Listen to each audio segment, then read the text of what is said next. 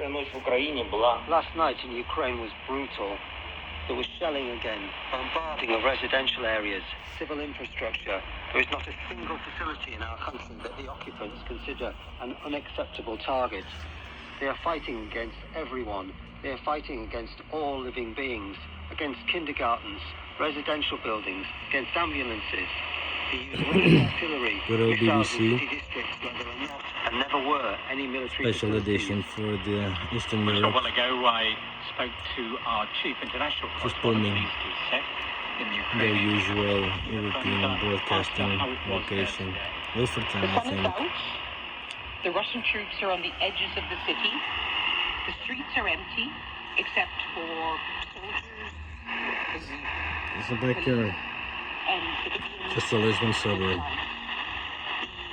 the air raid sirens haven't sounded yet today, but there is a sense of constant threats in the city as Russian forces, those explosions, which are on the edges of the city every hour, seem to move ever closer. And of course, a curfew is in force, which essentially means that life is lived underground, in basements, in bomb shelters, and in the metro stations across the city.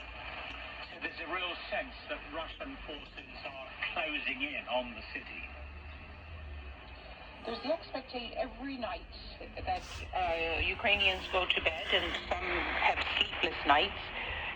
And not surprisingly, they wake up in the morning and their first thought is, have the Russians come into the city yet? It's day 4, and you can imagine with all of the talk of the mighty Russian army, which has been attacking from land, sea, and air, there was an expectation, not just among Ukrainians, but among others in the region and far beyond, even among Western intelligence, that by now Russian forces would have swept all the way to one of what we were always told was one of their principal targets, which was to occupy the capital Kyiv and topple the government. So there are a sense of this stalling on the outskirts of the city because of what is widely described as being an unexpectedly strong Ukrainian resistance. And that's coming not just from and training, but it's also coming from civilians. Then it is going to be enforced till 8 o'clock tomorrow morning, unless, of course, it is extended. I have to say that at midnight last night, there was, you could feel the dread falling on this city like a bomb. The social media was full of warnings that last night would be the night.